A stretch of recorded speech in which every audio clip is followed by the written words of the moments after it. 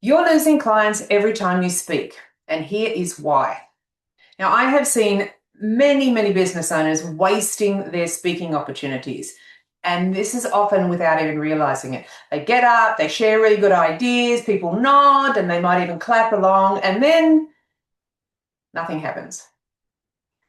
No conversations, no follow-ups, and ultimately no clients as a result of speaking. Now, if that is happening to you, it could just be that your delivery needs a little bit of tweaking, and that's what's actually costing you money. You guys probably already know this, but if you don't, public speaking is one of the most powerful client attraction tools in business across the board. And one talk that you deliver should lead to many conversations with people in your audience, whether that's online or on stage. And those conversations should then lead to clients. That's the ultimate goal. But if that chain is broken and it's not happening, those talks are not leading to clients, something is off. And most of the time, it's not what you are saying, it's actually how it's landing. Let me give you an example of what that looks like in real life. So you finish your talk, the audience claps, and then they're gone. They leave. Now, you know you said something valuable, and you almost had their attention, but not enough to actually move them from where they were to come and talk to you. Not enough to make them actually take action. And that is the frustrating part. You know you've given a great talk. But if you're at that point where your audience is leaving at the end of the talk and they're not connecting with you, you're almost there. You're just missing one step. Now, I worked with a business owner who was getting some really powerful speaking opportunities. She was doing panels and workshops and industry events and even podcasts as well. And she wasn't nervous. She was a very experienced speaker. But she also was not getting leads from her talks. So she actually started pulling back from the public speaking arena because she said it just feels like a waste of time. So what we did was we changed 3 things about how she used her voice during her talks. And after that, people didn't leave.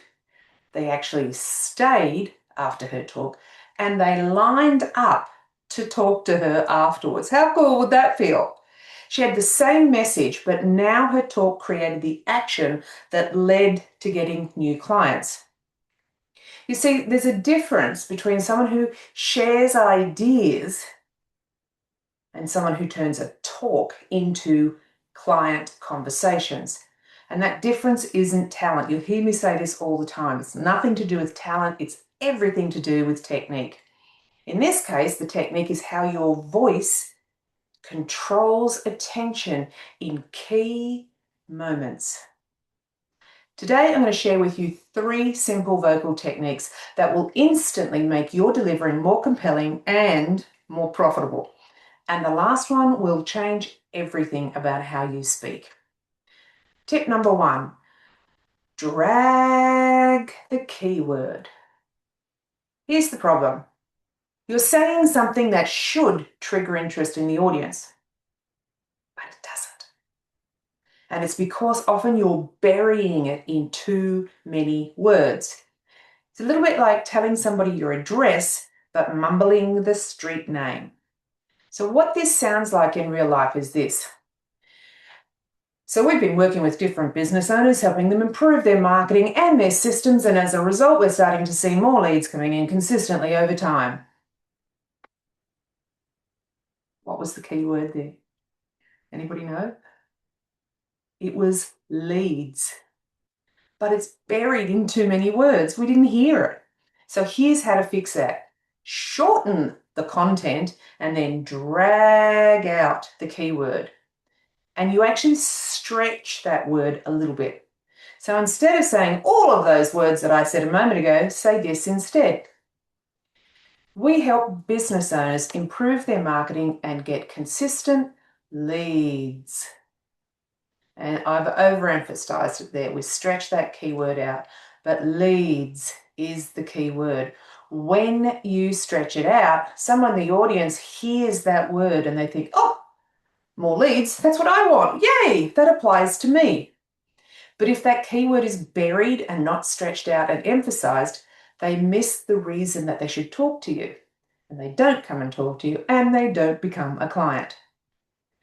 Tip number 2,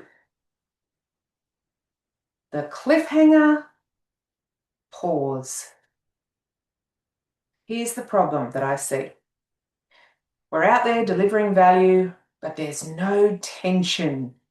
So people listen, but they're not leaning in and really paying attention, kind of being polite. I think of it like watching a movie trailer. You know, you watch a movie trailer and it tells you so much about the movie that you get really excited, but then they give away the ending in the movie trailer. And you think, why would I want to watch that movie? I know everything that happens now. And this is what I see over and over people doing in their talks. So here is what to do instead. Use the cliffhanger pause. It's not just a regular pause, it's a cliffhanger pause. And here's an example of how to do it really well. And the result was a 40% increase in clients. That pause creates the attention, right? And attention is the moment when someone goes, oh, I need to hear this. A 40% increase in clients. Wow, I would love that. This is what turns a passive listener into someone who wants to speak to you about your offer. So the cliffhanger pause is fabulous. Use that whenever you can. Tip number 3. This is a big one. This is probably the area you will make the most difference. If you're paying attention, you would have heard a cliffhanger pause in there. This is one of the most common problems that I see with my clients when they're delivering a talk to attract new business. And what happens is they rush that call to action in the final sentence. So instead of kind of landing, fades away. It's a little bit like you're in a race and you're on a racetrack and you're sprinting and you're running towards the finish line. You're almost at the finish line. You're almost there. You're almost there. You're almost there. And you slow down. And you start walking the last few steps. And you tap your toe over the finish line and then you pull your toe back. Now, you did the hard part. You ran the whole race, but before you got to that finish line, you just didn't cross over. So here's what to do instead.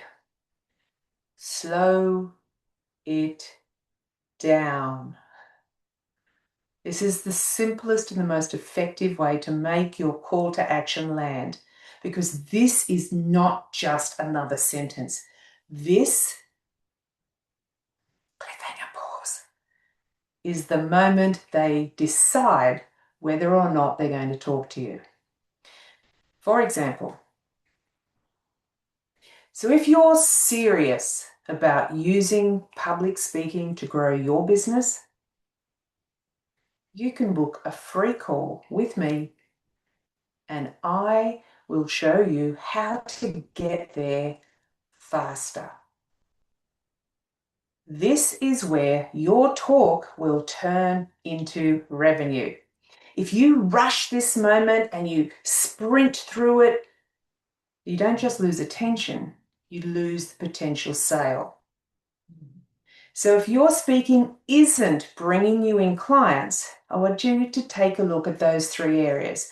Are you rushing and burying the words that create connection? Are you skipping the moments that build attention?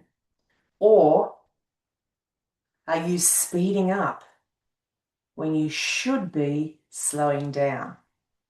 If you fix those, then your talks stop being just good talks and they start becoming profitable. Because the goal is not to be a confident speaker. That is not the goal that we're working towards. The goal is to be compelling so that people want to work with you.